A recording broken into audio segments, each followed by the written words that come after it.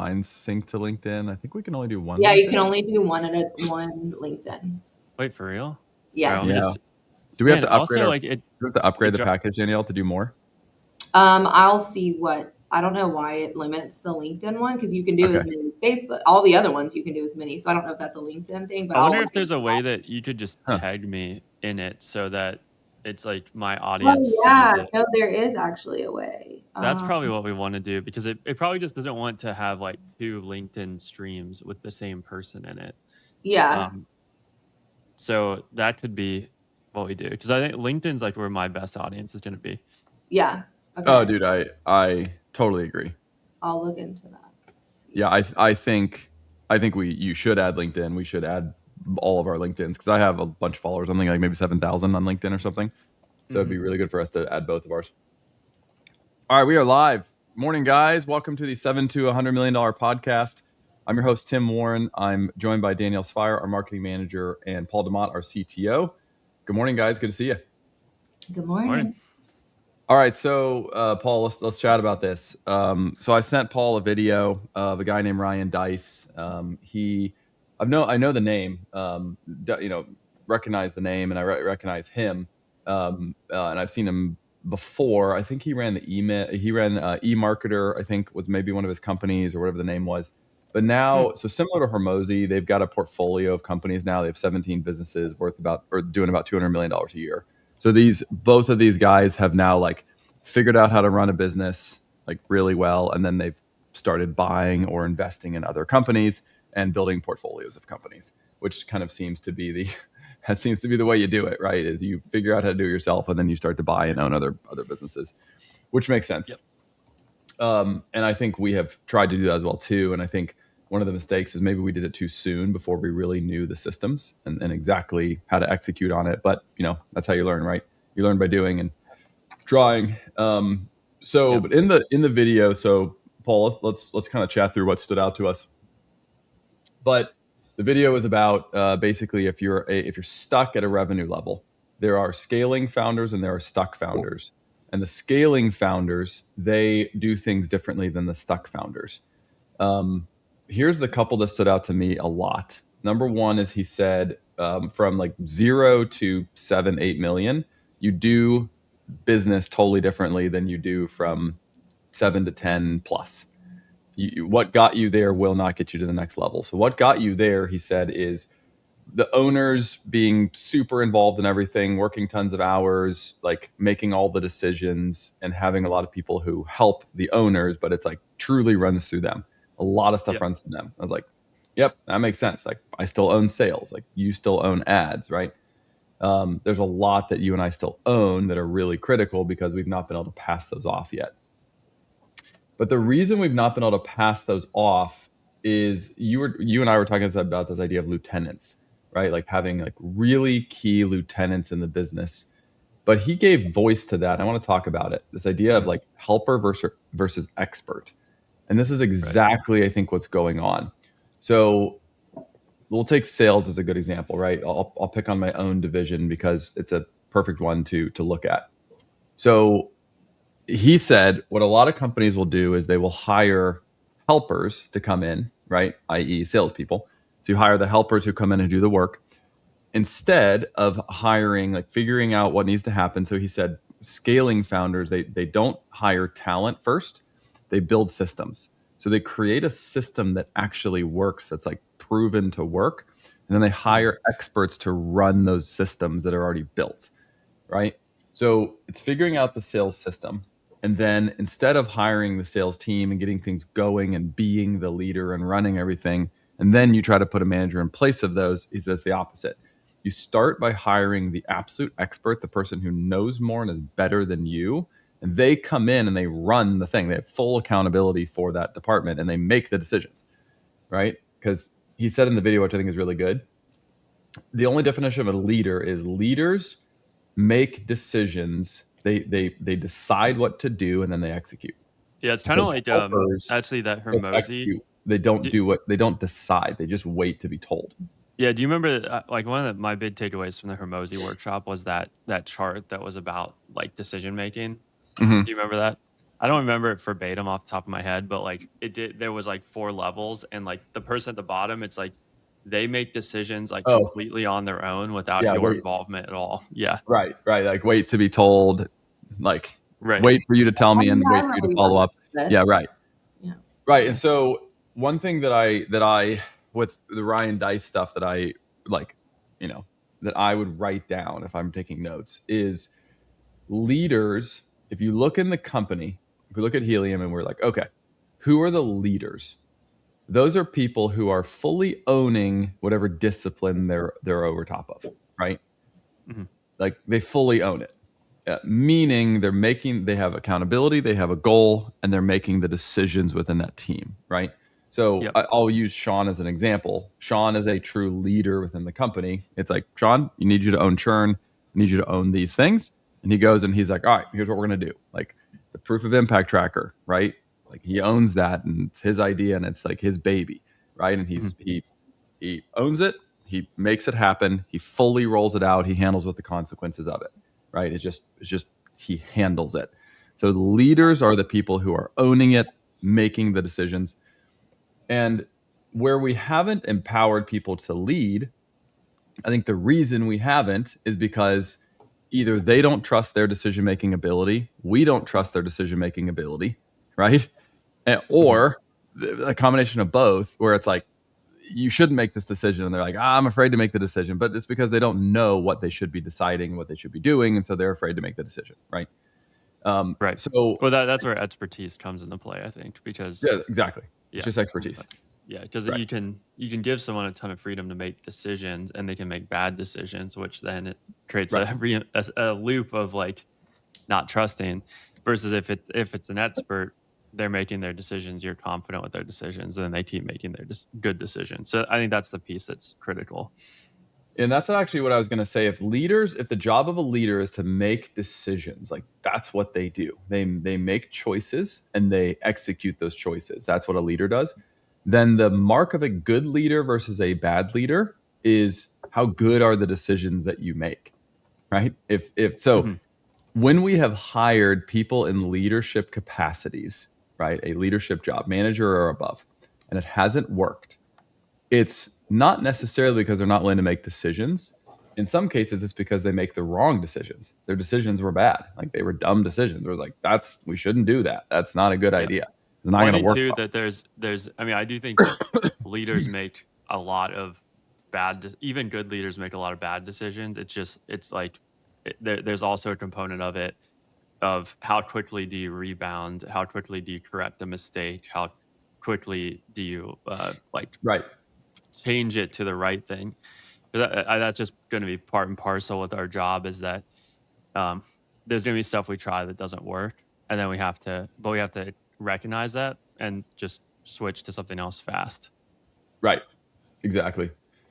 Yeah. So I think this is super helpful. And Paul, when we were talking yesterday about the departments within the company where we don't feel like there's the proper movement or the right vision, that like this team really knows how to go from 7 to 15 million, right? Mhm. Every one of those cases, it's because whoever's like overseeing that team, right, is not the decision maker. They're not truly making the decisions. They're waiting for a decision to come from the person above them, right? Which just Mhm. simply means they're not a leader. They're not the leader they need to be. Mhm. Now, that either means we need to help train and empower them to be a leader, right? This is what leadership looks like and what you need to do, right? Or it means they don't have the expertise to be the leader in that department. And so it's stuck, right? Because if you have a coach who doesn't make good coaching decisions, the team won't win, right? Mhm. Like you'll lose. So the coach has to be able to, and the coaching is a really good example because it's a perfect example of this. The coach has to know what plays they're going to run, recruit the right team members to the team to run those plays, right? So if you're a coach who's like, we're going to run a 3-guard offense, and then all you recruit is big men, you're like, it's not going to work, dude. Like you didn't recruit guards, and now you're going to try to give them the ball. Like you're going to fail. So you have sports to know your coaching plan. is kind of nice because I think one of the challenges that like leaders have in a company is also that they have work that they have to do. But like if Right. you're a football coach, like you can't just jump in there and play a position during the game. Like, Right. like Right. their quarterback's injured. Zach Taylor's heading in to take over for Joe. So it's truly right. like the only thing that they impact is the strategic decisions. They can't get trapped in actually executing work, which is I think a place where business owners get trapped a lot. Yeah. Well, we feel the need to go in and fix the things that are broken because we care about the output because we worked so hard to get the business where it is. But what we have to realize is if we feel the need to go in and do that, it's because whoever's leading it is not leading it to the satisfaction level that we have. Right. Yeah. Yeah. And I Right. think too, I think too that so it's either that or also like we failed to build a good enough system too. Because I think that was one of the other big takeaways is that people don't, like when you hire a helper and you don't have a system, then you expect them to be successful. They just can't be because they Right, are yeah, building right. the system at the same time. So I think it could be one of those two explanations is why someone isn't successful, like a lack of a good system that they've been given, but then also not having the expertise. I think though to develop, or I think just at our size, you need like it's just a mixture of like veterans and rookies that you need. Like if you want to build a Super Bowl winning team, you can't just have really like star rookies on the team. Like you have to have veterans that kind of know Right. how to process, deal with different things like throughout the season, how to prepare for what the intensity looks like to get to that level. And so Right. when you're starting and you don't have a ton of resources, pretty much everyone you hire has to be a rookie. And that's how I think why I think so many companies get to this position is they've got a bunch of rookies that have developed, but you kind of need you need some form of like veteran help to get past different stages. You need enough of it, like you need enough lieutenants basically. Right.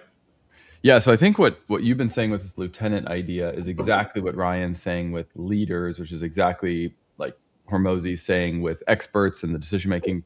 So what's nice, what I liked about this is I like when you go to high level business and the top people are saying the same stuff. general Yeah. things.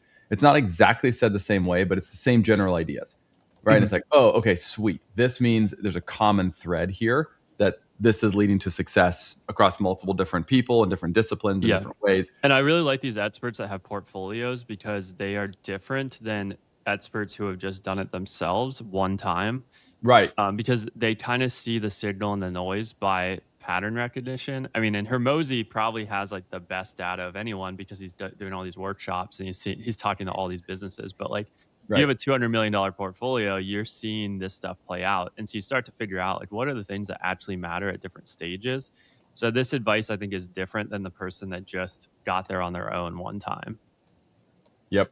I totally agree. So from a system standpoint, that's another thing he said in the video is that he said, great, like scaling owners focus on systems, failing owners focus on helpers. Right, where it's like just get helpers to come in and do work, right? People, you solve problems with more people versus with systems. Solve problems with more people versus solving problems with better systems, right? Mm-hmm. And I 1,000% agree with that. And because of that, it's like the more people you hire, it just creates more complexity. It creates less profit.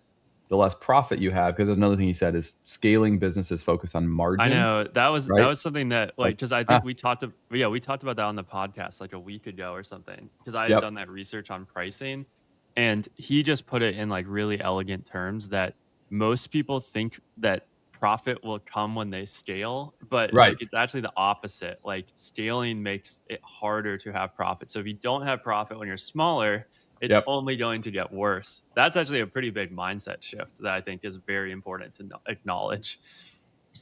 Yeah. Because I definitely think that in my head, I'm like, oh yeah, like once we get to like 20 million, the profit will just be there, you know, like we'll just have tons of profit.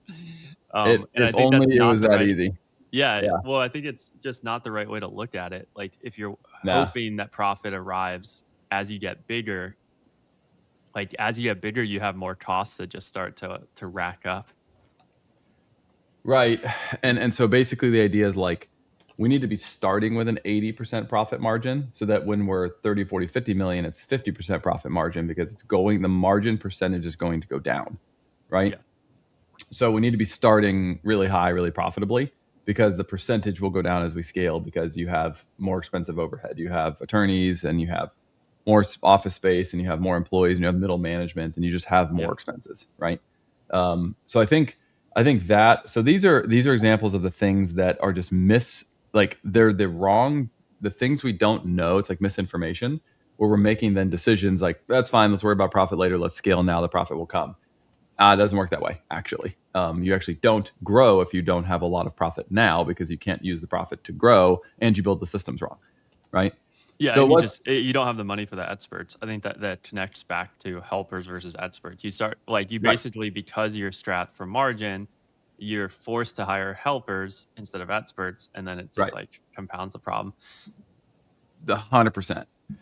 All right, so let's talk about what we need to do next, because I think the video was it was like spot on with exactly what we were doing wrong.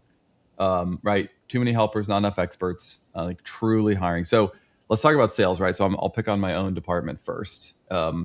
This was what I had realized I needed to do, but it totally cements that idea.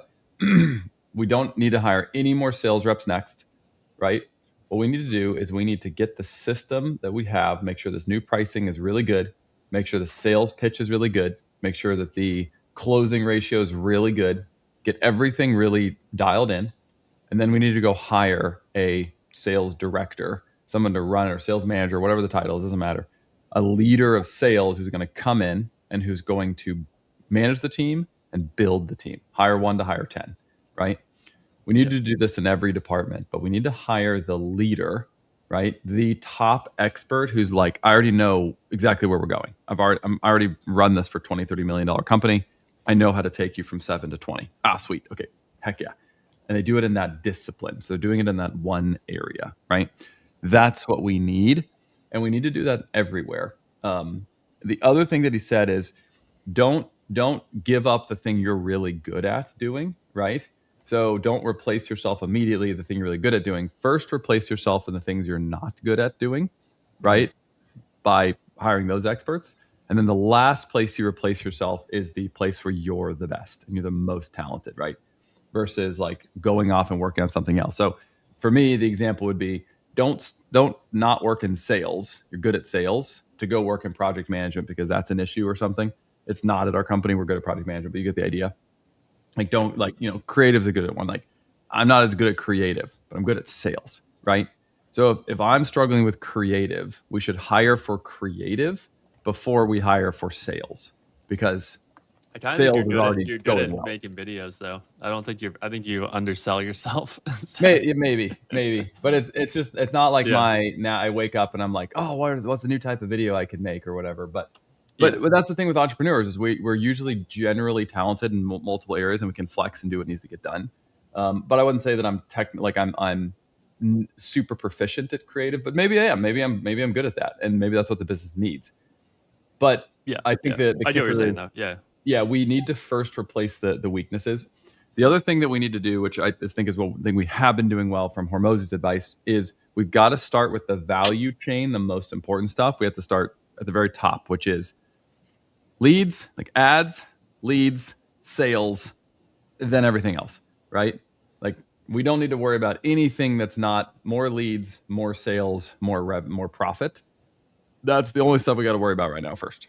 And the other stuff we'll fix later. Yeah, like you really like as we've done this longer, I feel like the only way you really grow a company is leads and sales. Like you can to grow substantially. Like sure, you can upsell your existing client base and whatnot, and that's going to generate revenue, and that can really just offset the churn, lost revenue due to churn. But it's not going to, like, you're not going to grow without having a massive sales engine on your company. No. So a couple thoughts. I want to just roll this out there and get your opinion on it. So here's what I think the roadmap to success is next for us.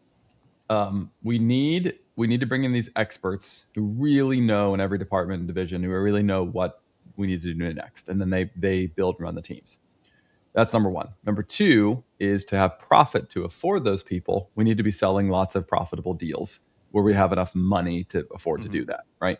So if we think about the like process, it's going to be lots more leads, selling really profitable stuff in a repeatable way with a really good process, then affording to use the profit that we have, the leftover profit that we aren't spending or paying ourselves and all that, to then grow the business with experts.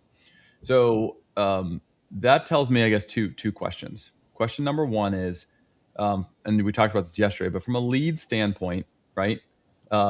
Should we basically at this moment not really worry about how profitable we are on every deal in terms of like lead gen and ad spend, or should we basically just start spending aggressively and figure out where the real cutoff points are? Basically, how much, if we spend a ton more, do we generate tons more leads? What does and doesn't work? What breaks? Like, I think we should not be super safe here and bet small because we're going to get way too little data. We also might find out that like, when we spend 2,000 a day on Meta and 2,000 a day on Google, we end up spending, it's $100,000 or whatever, right? And that'd be, I guess, like that'd be 120. But it's 120 a month. But we generate enough in deals for us to pay that back in 1 month if we sell the really profitable programs. Oh, okay, fine. Well, we should do that, right? So I think we're going to have to invest heavier on ads. The second thing I want to just throw out there, I want to get your thoughts on this, Paul, is on the sales system. So we have all these products and programs now, but specifically, I keep going back to Ignite and Altitude because those two programs are very high value for customers and they're very profitable for Helium, right? Because of the way they're built and how they're going to be executed. Versus our full service, like the full service SEO, for example, there's so many more people involved. It's going to be significantly less profitable. Just is. Has to be. Because there's so many more humans involved, right? And we have to pay these people and we're paying good wages, American wages, which costs a lot of money. So here's my question. I actually wanted to ask this. What if this is a radical idea, but what if we literally just said, guys, for now, we're just going to sell Ignite and Altitude. That's it. Unless somebody has like a $7,000 or $10,000 SEO budget, then great. Otherwise, let's just sell these. And here's the reason, Paul. Here's what I was actually thinking about this. Is if you're making up numbers, right? If we make $10 in profit on one campaign, we make $100 in profit on a different one, right? I don't want the sales reps to even be able to sell the one that makes us $10 in profit. Like I want everybody to be selling the $100 profit thing because we're going to make more money, right? Yep. And with all these different options, what I'm worried about with the sales team is people will try to put people in the best package that's the easiest thing that the client wants. Like, I have a $3,000 budget and I just want SEO. Okay, well, here, buy the DR booster, $2,000, right? But that's okay, but that would be worse for us than the $3,000 or the $5,000 program. Just would be. It'd be worse. That would be a better thing to sell.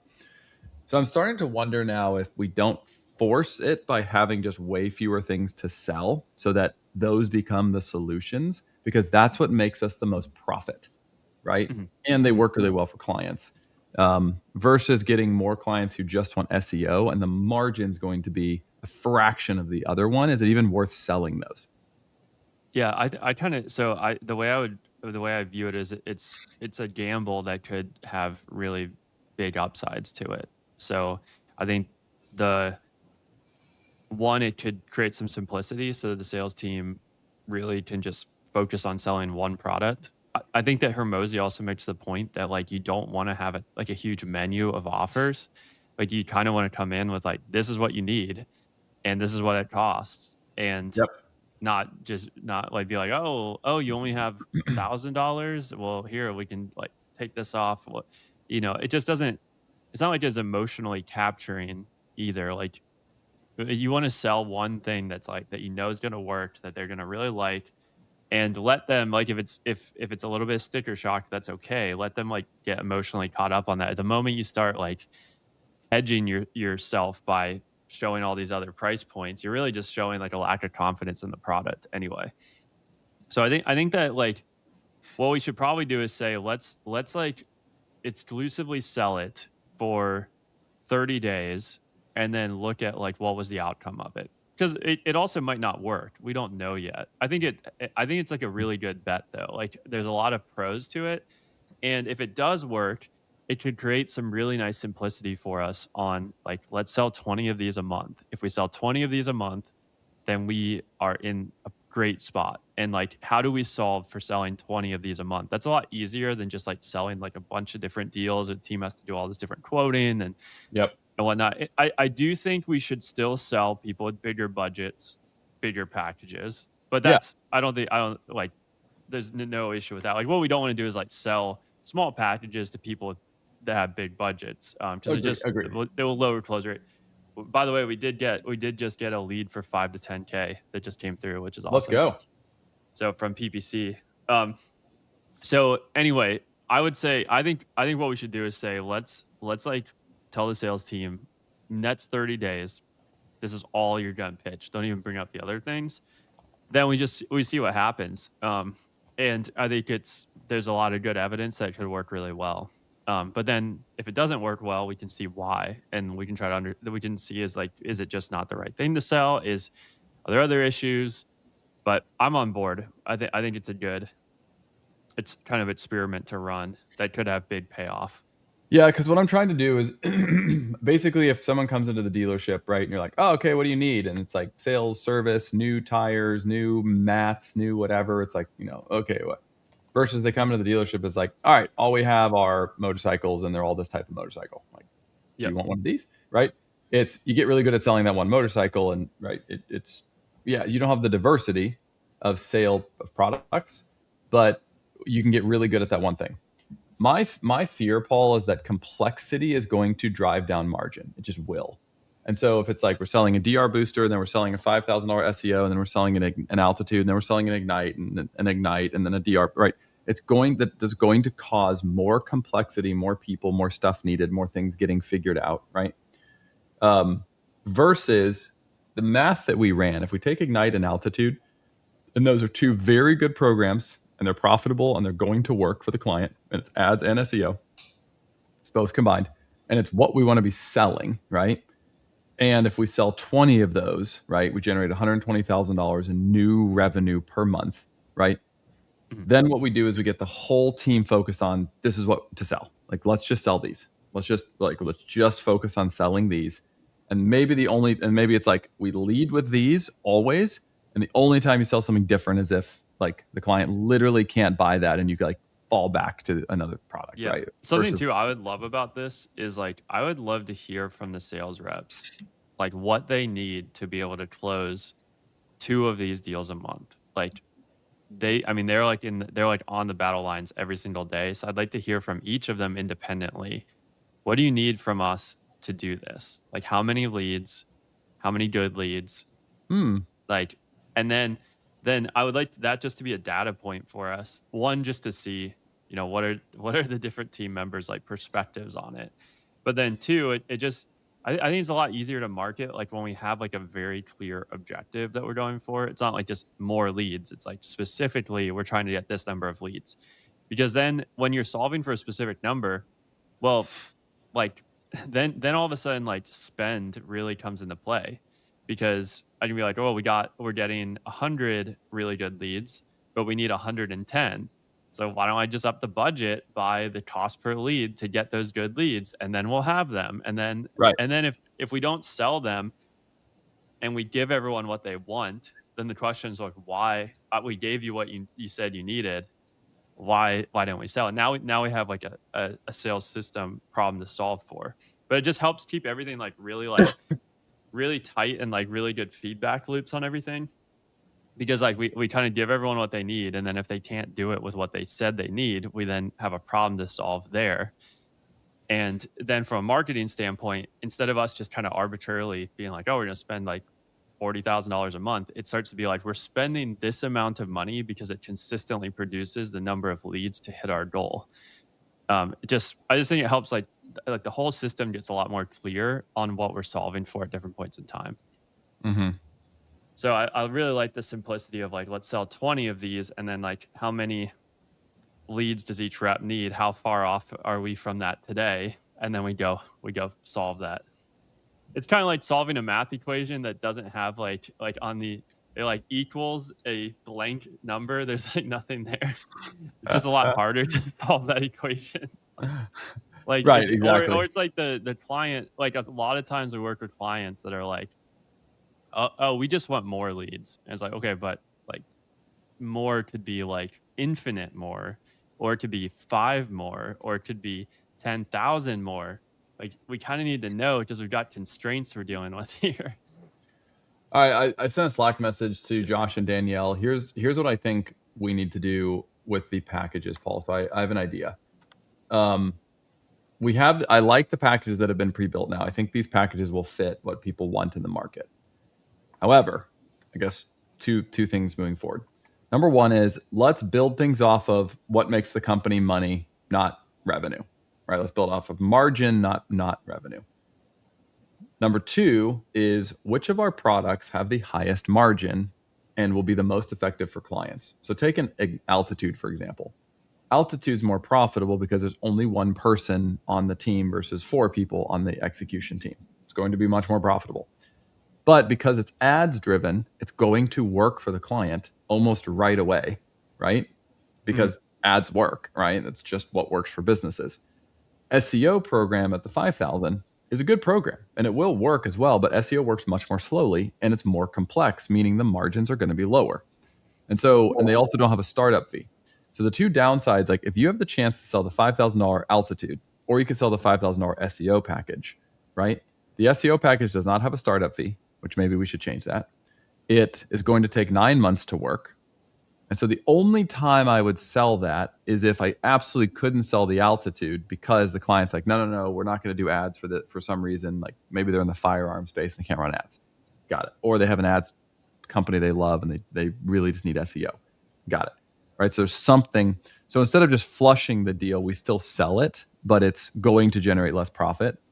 I mean, one really easy way if we wanted to test this is we make the commission percentage on Altitude and Ignite here, and we make the commission percentage on everything else down here. I have thought about that. Like, I mean, that would immediately work.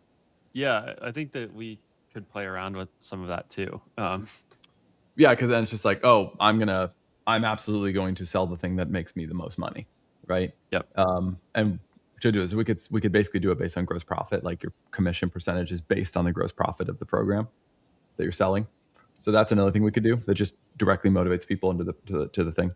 I like your idea too of like a 30-day sprint test where this is all we sell. Like for 30 days, we're only going to sell these 3 programs. We're going to sell these to everybody. And the only time you can't is if the person has like a $10,000 a month SEO budget. Okay, then we should pitch them that. Agreed, right? Don't pitch them the Altitude then because it actually would be more revenue. Maybe that's the answer actually, Paul. Maybe the answer is if they're going to spend 3,000 or 5,000, you have to pitch them the Altitude or Ignite. You have to pitch that. The only time you can't is if they have budget above that, significantly above that, then you can pitch the other programs, right? But maybe at first we pause the $5,000 SEO one or something, so there's no like lack of clarity of like, oh, I should sell this person $5,000 SEO versus the Altitude because no, the Altitude is way more profitable, right? So and it'll work faster too, because that's my other concern is you're exactly right on the sales piece. You need to be able to, when you meet with a client, you need to be able to say, what's your problem? I have this problem. What's your pain? I have this pain. Okay, you need this one thing. Boom, and this is going to work for you, and this is how much it costs. They're like, well, why is it so expensive? Look, if it was way cheaper, would you even believe that it would work? Yeah. Right. If we're saying we're this Google Premier partner and Inc. 5000 and all this stuff and special technology, would you even believe it if it was cheaper? No, you're probably right. Yeah. Exactly. So before I raise the price, buy it at this price. I'll let you in at this price. We should actually charge more, right? And they're like, oh, okay. So we have to defend it, right?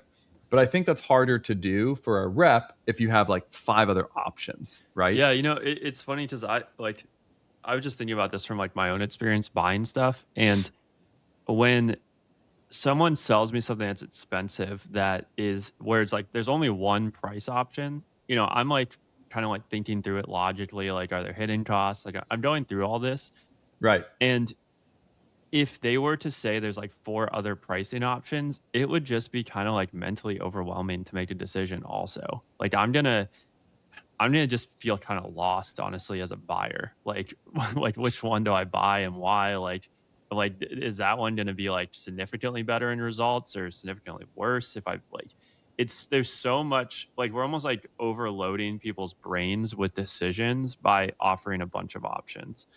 And that's the way That's I feel. interesting. Like I'm someone who's pretty analytical, and I like when I buy stuff, I do really dive into like what am I paying for? Like what is this? But even one option, I'm doing that. So you give me like five options and it's really just like overwhelming. And it kind of just creates like a dissonance of like, not like you almost feel confusion, which makes you less like hyped about what you're buying.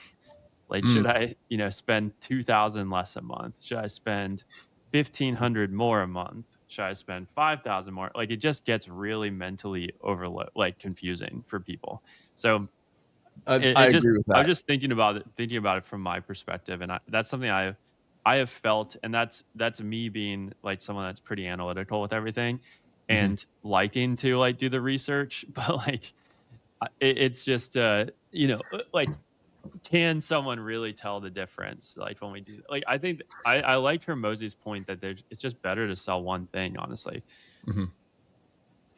Yeah, I think so too. The other thing is, even if we sold, so let's say, so I agree with you on the, like, when people have 7, 8, 9, 10, $15,000 SEO budgets, 100% we sell those. Okay. 1,000%. Like, I'm not saying we don't do that. What I'm saying is, like, less than $7,500 SEO programs, we are probably going to generate less profit off of those and require more people, more complexity than an Ignite or Altitude. Like just 1,000% more. So the question is, and this is actually interesting, Paul, is if we just said we're only going to sell Ignite and Altitude, that's it. That's all we're going to sell. For 30, like we said, 30 days is we're just going to sell these two, right? Now, here's the crazy thing. If we ran the margin, right, we might, if we flushed deals who were like, no, I don't want ads, or no, someone else already runs my ads, right? And we're like, okay, cool, we can do your SEO, but our SEO packages they start at 7. They're like, oh no, I'm not doing that, right? Okay, like no worries. If we just flush those deals because those deals won't make us money, right? Then the question becomes, what if for every one of those that we flushed, we now might have pitched something else? We confidently told the client, you need the 3K Ignite package. This is what you need. And they're like, okay. And they bought that one instead. And like, if we thought this from a revenue and versus profit perspective, if one small SEO package, if it's worth, like, if one Altitude is worth 5 of those, then it's actually worth it to flush the 5 SEO ones for the 1 Altitude, because it's 5 fewer clients we have to manage for the same profit, right? Yeah, Like I mean, it's a lot like, I mean, if you sold food and whatever, you made like 95 cents on every hot dog that you sold, and you made 10 cents on every love like selling hot entree dogs. that you sold. Yeah. Right. Like Yeah. just start selling as many hot dogs as possible at that point. Right. Exactly. Exactly. I mean, it's just the equation of margin times volume. So whichever one gets us a higher product is going to be how we make more money as a business. Right. And the other thing too is the setup fees. So the two things I'm thinking about are the setup fees that are required with ads to set the thing up. Plus it's ads and SEO together. So the package has both in there, right? Mm-hmm. The other component, I guess, that's interesting as well is, to me, is SEO takes a lot longer to work. And so our historical kind of thinking, Paul, has always been get somebody in and don't charge them too much at the beginning, and then we'll make money on the long end when they go for a long time, right? But that doesn't always happen. So the problem is when we don't get our income in at the beginning to make sure that we're profitable on every program, we basically run the risk. Like for a lot of these bigger campaigns, we don't make money until month 4. So we have to invest 3 months to actually get the client to where they're profitable. Right? Sorry. Oh, snap. What was that? My Ha! It's like a microphone whip. fell over. Mike Oliver. So if we have to invest Wow. 3 months to get the client right? So the problem is we're having to invest heavily, but then there's not always a guaranteed payoff because some of the clients go for like 8 years, but some clients only go for a year, right? And so then what ends up happening is now we're rolling. So now it becomes hard to invest because we're rolling the dice on, like, if every time we bought a building, like half of the buildings made money and half the buildings lost money, we'd have a hard time investing because we're like, when do we take big bets if half of them are going to lose money? I don't want to bet big on what's going to lose, right? So then it becomes kind of like, then we have paralysis of analysis. Instead, if we said, no, we know these things make money from day one because of the way they're built, right? They're a little bit harder to sell, but that's okay. Like the sales team, like we'll get good at selling them. And then we know it's going to work. Therefore, we have more confidence that when we run ads and we get people in, we know how to make money on that client, no matter how long they stay.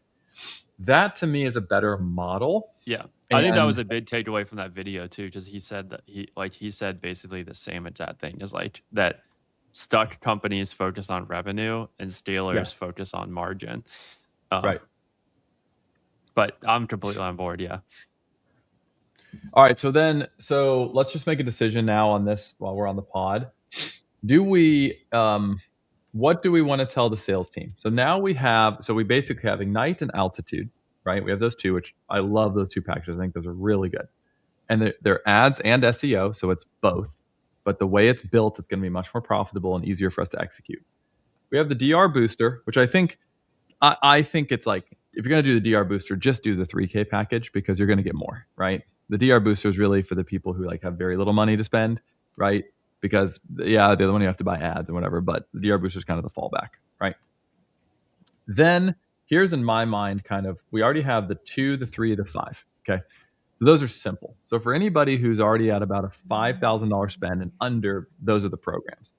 Here's, I think, where the complexity would come in, Paul, is what about the clients who could spend 4, 5, 6, 7 with Helium? Okay, they could spend in kind of that ballpark range. Because I think if they can only spend 3 or 4, they're gonna go for either DR Booster or the Ignite package and then do ads, right? That's what they're gonna have to spend. But if they could spend, let's say 5, 6, 7, 8, let's say 5 through 10, okay, 5 through 10K. What I'm saying is, I think we should just push the Altitude. This is the program you need, right? If we should just push Altitude, this is what you need, right? And actually not push like the 5K or the 7K SEO. We should just push Altitude, so that it's like, this is going to make us way more profit. Let's just sell these, right? So it's either DR Booster, Ignite, or Altitude. Those are the packages. We're going to sell this to everybody, no matter who they are. Now, if they could spend 10K or more on SEO, then sell them a 10K SEO package or more, obviously, right? Like if it's multi-franchise, whatever. That would be my answer. In the case where somebody is like, nah, I just want SEO and I've got 5K a month, right? Do we just say no to that right now? Because we're trying to put, like, we say, no, I got to get you in the Altitude. I don't have this other program to sell you. Do we, historically, we've been like, sure, yeah, let's do that. Let's do that deal, right? Do we turn those away for the benefit of simplicity for the reps, right? Do we, because then we flush those leads, those deals where we would probably make some profit on them. I don't know. What are your thoughts? Yeah, this is the tougher question, because I also think like 5 to 10K has been kind of our sweet spot as an agency. That's like where we do make good lifetime gross profit, because they're willing to put the resources behind SEO and like kind of see it to fruition. I don't know that we have a ton of those leads today, so like I don't know how many we'd be flushing. But I don't know. I'm a little bit more hesitant to be like, if they want to spend 5K for a full SEO package and really be focused on SEO and not ads, it's a little bit harder of a decision to say flush those, because those have been such ideal clients for us over the whole time we've been working. Now, if we wanted to just say, let's for 30 days see what happens if we do flush those, Because there is a component on sales, I think, where you do have to say no to get better, and it's hard. It's painful. That's why no one does it. Right. That's another one of those things. It's like, what are you willing to do that other people aren't? Saying no is one very difficult thing for most companies to say, and it costs margin usually, and that's a decision. That's what we'd maybe be losing here.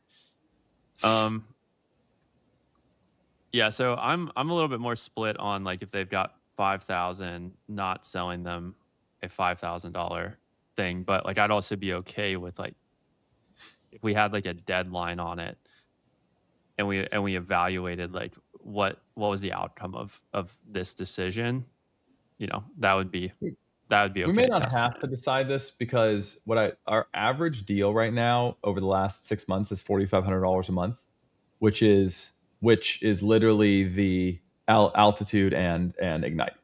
That's literally what they are.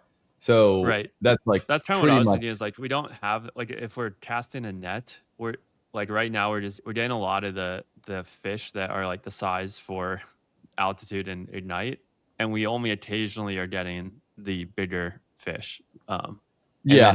then even more rarely getting the ultra large fish, like we're catching a blue whale in our net.